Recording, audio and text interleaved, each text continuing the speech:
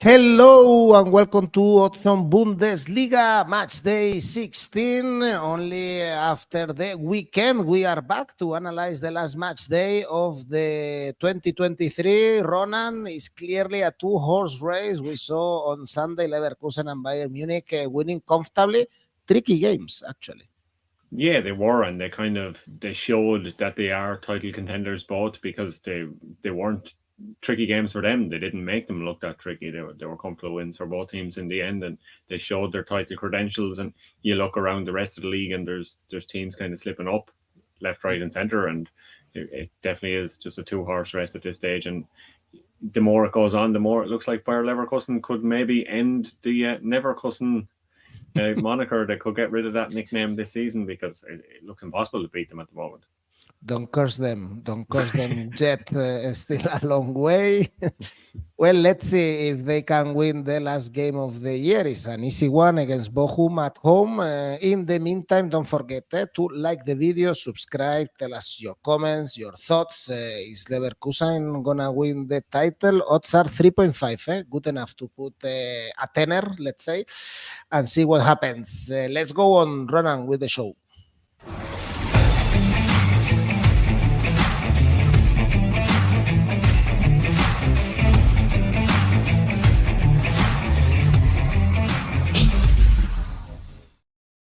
By the way, there is no winter break anymore in Bundesliga. It's only a couple of weeks off. I think in the past we had a longer break, right, in the Bundesliga. Yeah, I think it kind of changed around the time we had the coronavirus break and things like that, because they were trying to fit in so many games. So now they're trying to fit in more games, and they come back a bit earlier. But that said, the teams are looking at where they can go that's a bit more exotic. I think some of the teams are looking at Portugal for a nice bit of sunshine rather than the snow in Munich, perhaps. So yeah, there will be a bit of a holiday. Not a bad idea. The Bundesliga is back on the 12th of January. By the way, remember as well that we have a welcome bonus with 1xBet. So you have the link in the description to grab this 130%. Thanks to Oddspedia and thanks to 1xBet. Of course, Ronan, 3 games on Tuesday. Werder Bremen, Leipzig is the first one. Leipzig is a two-horse race, but they are the best from the others, 7 points away from Leverkusen. They were able to beat Hoffenheim at home. It was an emotional game for Forsberg, the last game for him in Leipzig, and he was in the score sheet. 4 consecutive victories in all competitions. Can they win in Bremen and end in a good way the year 2023? I think they can, because like we've seen in Bremen so far this season, they've been inconsistent, but RB Leipzig have seemed to kind of get their consistency back. They went through a bit of a slump there a couple of months ago, but they seem to be ending the season well. So they should be kind of boosted by the big win at the weekend. They ended up scoring their 500th goal in the Bundesliga. They became the 3rd quickest team in history to do that.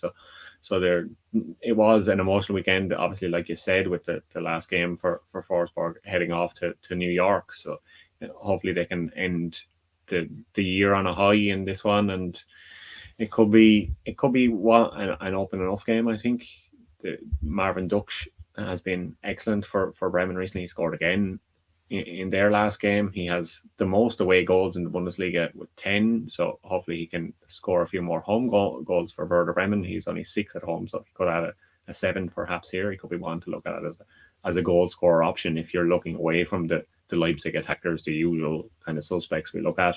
Most common result here in the past has been 2-1 to RB Leipzig.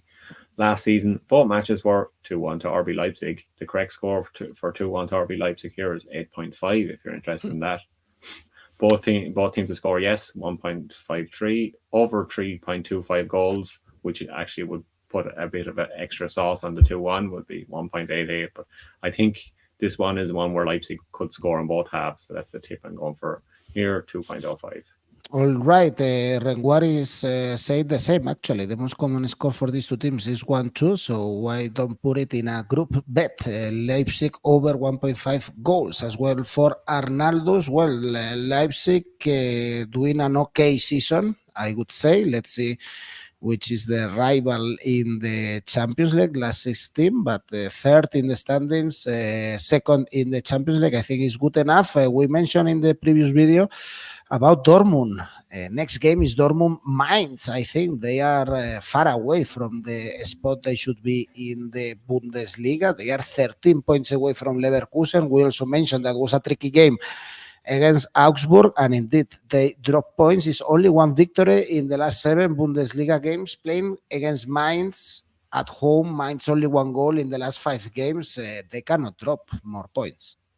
You would think not, and you would imagine there'd be more pressure on 𝐜𝐿𝐴𝐧𝐧𝐞𝐜 if he loses points. But despite the claims that he is under pressure, Sport Builder had a report over the weekend saying that he's being backed and he won't be sacked this season regardless of what happens, because they've been impressed with how he's done in the Champions League. They obviously were impressed with them going so close to the title race last season, but the team that they slipped up against was Mainz. So perhaps this could be another tricky fixture, visiting old foes that they're not a big fan of. Oh, so, cool. yeah, Mainz, they tried out a new formation of 4-2-2-2, the kind of RB Leipzig formation against Heidenheim, and Jan Sievert's side, they dominated that game. They had 3 times the 𝐿𝐴𝐧𝐴𝐧𝐸. The opponents, they just couldn't score, like you said. Goal seemed to be the problem.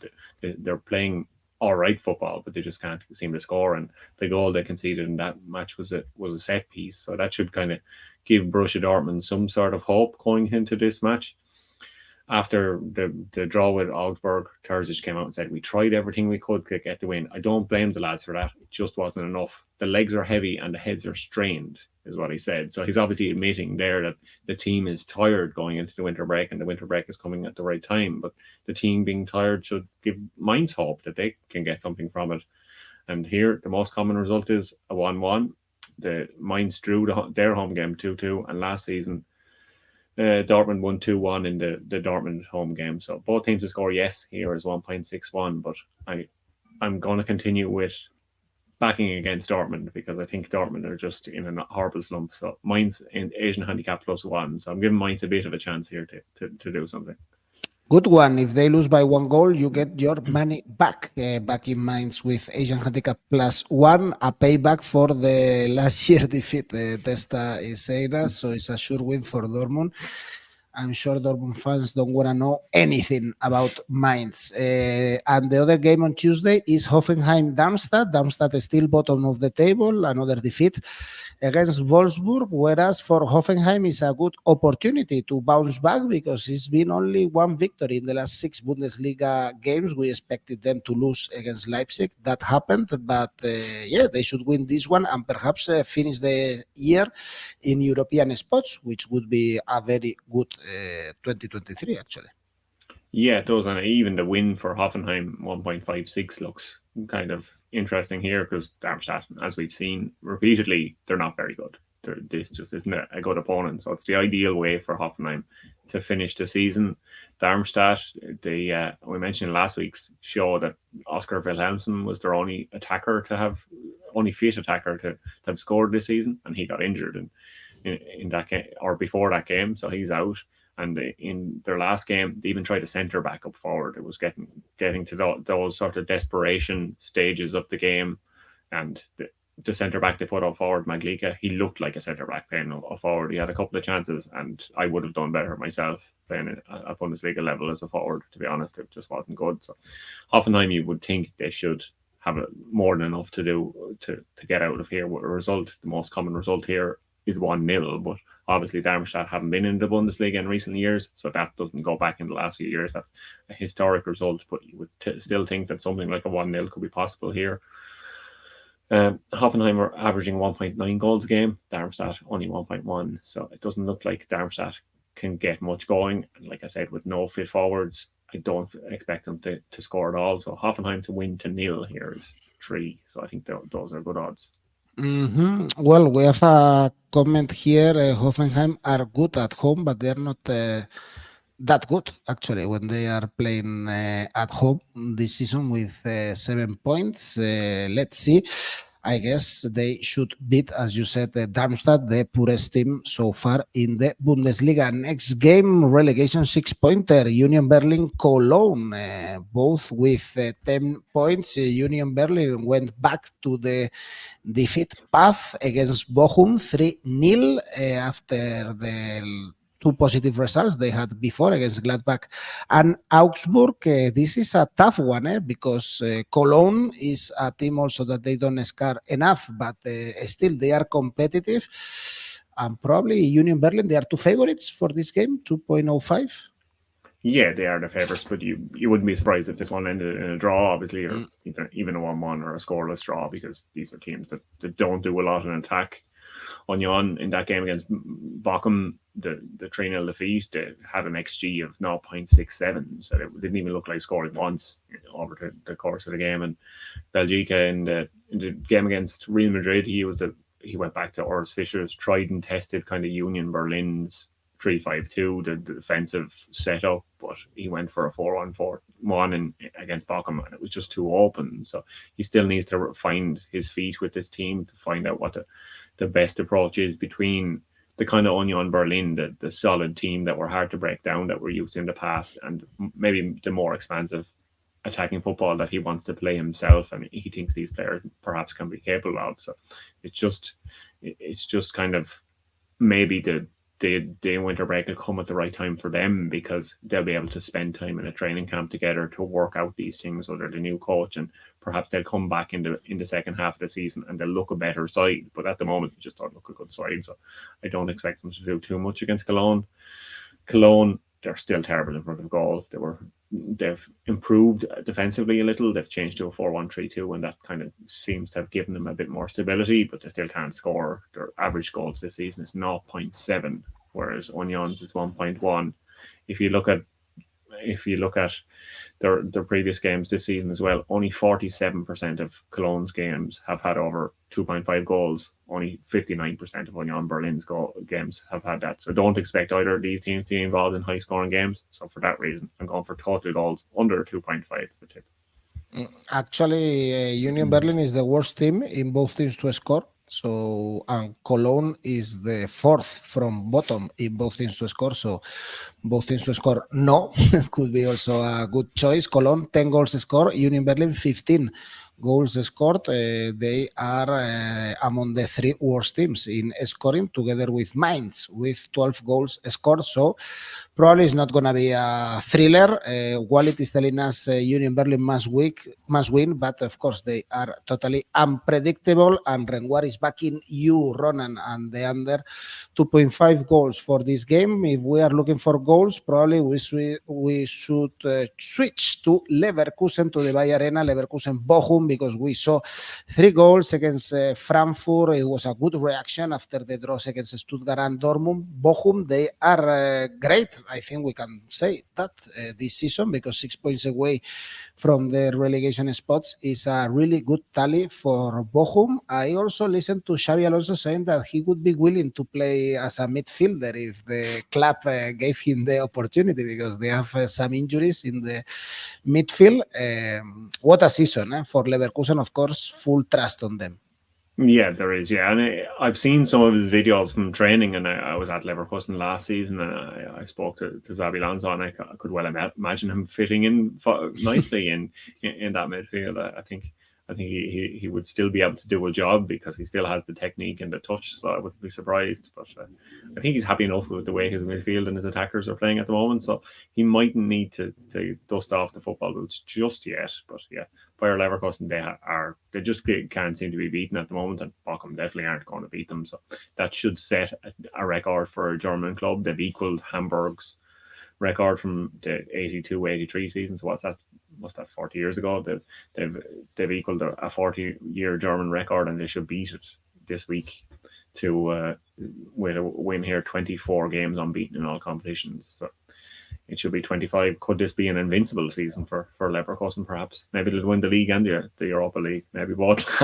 We'll have to wait and see. But yeah, I think Bochum, they should be boosted, obviously, by that win against Union Berlin. And there was an interesting story that came out from that obviously there's a protest from the fans about the way that the DFL has sold the league rights to overseas investors, and there's been protests everywhere that fans were throwing chocolate coins onto the pitch. It's kind of, you're taking the money and you're taking the kind of fan aspect out of the football. So the fans throw chocolate coins on the pitch.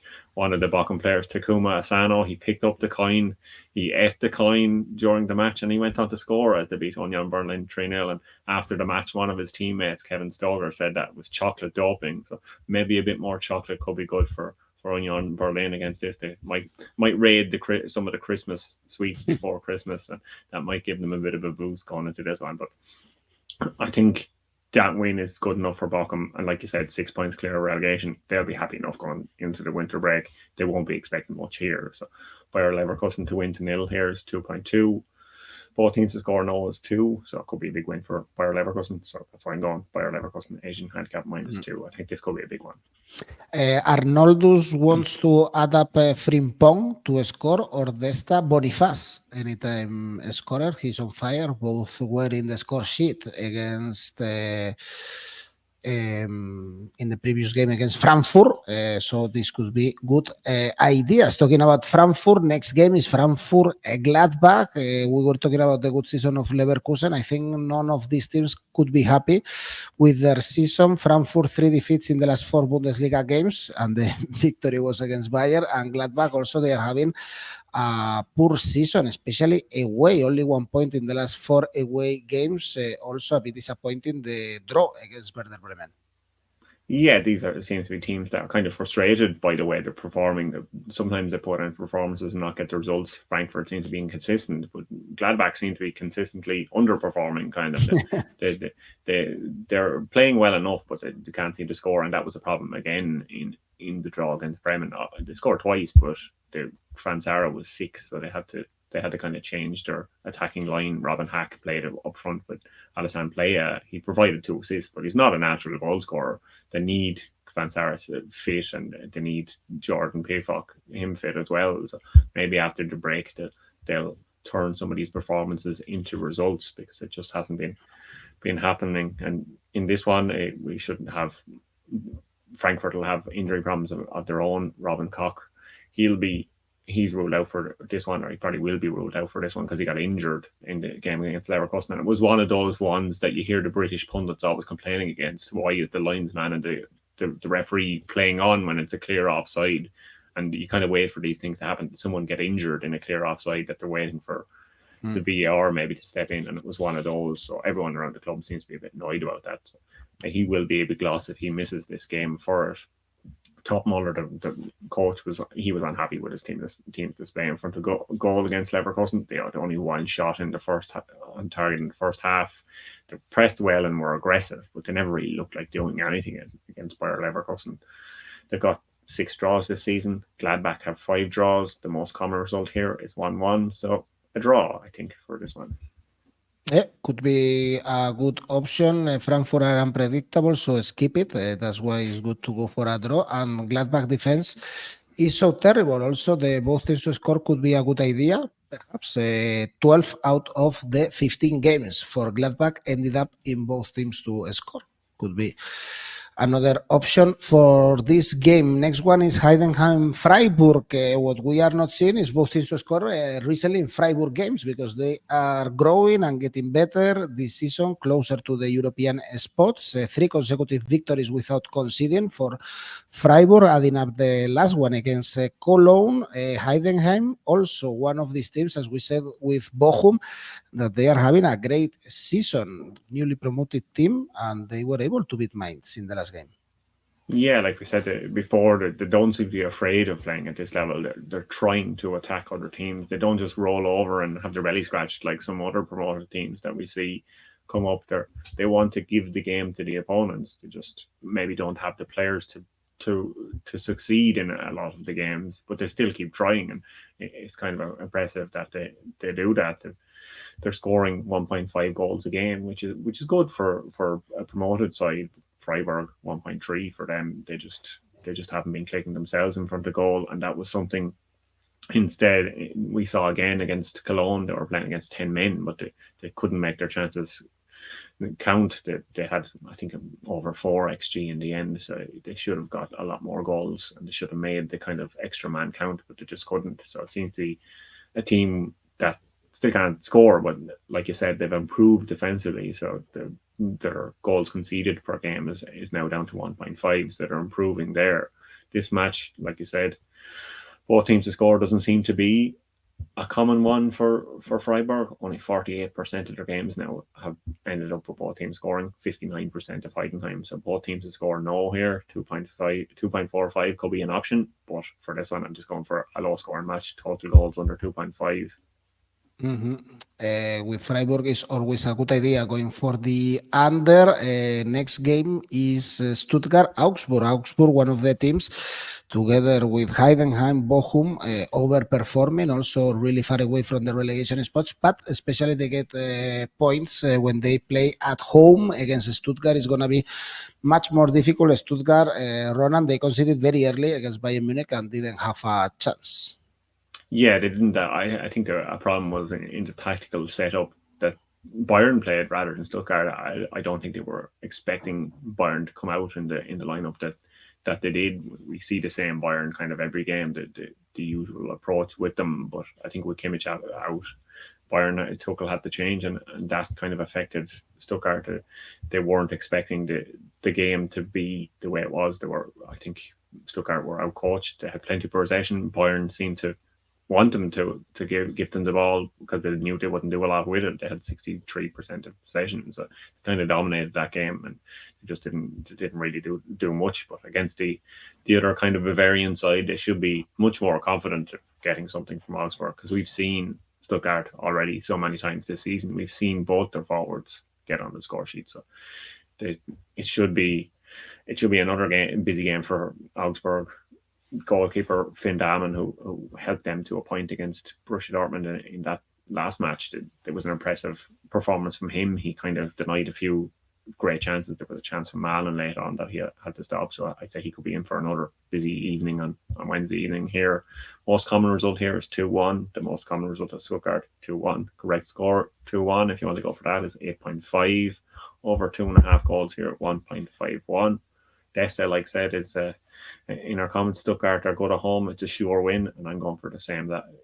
With that, I'm going for a win to win early. So home, half-time, full-time, I'm going for Stuttgart. And Walid is adding up Guirassy to score. Obviously, it's always a good idea, even if he hasn't scored in a while. Now, Serhou Guirassy, 16 goals so far this season, but the top scorer is Harry Kane, and we saw him scoring a brace against Stuttgart following the steps of Lewandowski. Perhaps he could improve his numbers. Wolfsburg, Bayern, Ronan, this could be a tricky game for Bayern, even if Wolfsburg are having a bad season.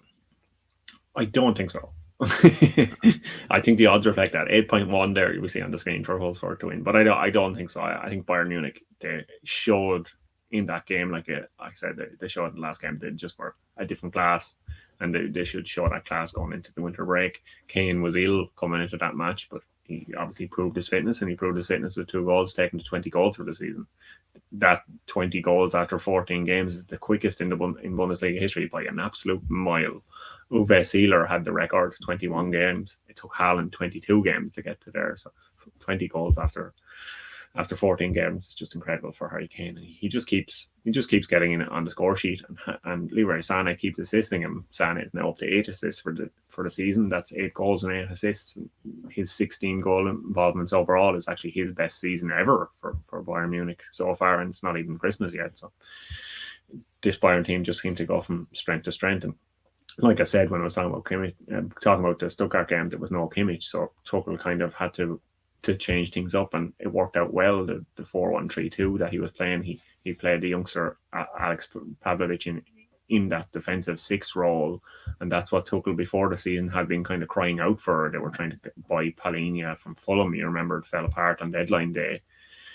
Maybe he's found his own number 6 and someone that was already at the club, because he provided an assist. He was on free kicks. He looked a kind of strong defensive player, but he looked to also provide an option in attack. And we've seen as well Thomas Muller play with Harry Kane, and that could be another option up front for Bayern Munich. Perhaps we might see Muller playing the 10 role in this game against Wolfsburg, and maybe 𝐜𝐿 will be awarded a start against Kane, and that would be an exciting front line for Bayern Munich. So we could see plenty of goals in this one. Most common result is a 2-0 win for Bayern. The most common result in Wolfsburg is a 3-1 win for Bayern. So 2 goals in the difference looks like an option here.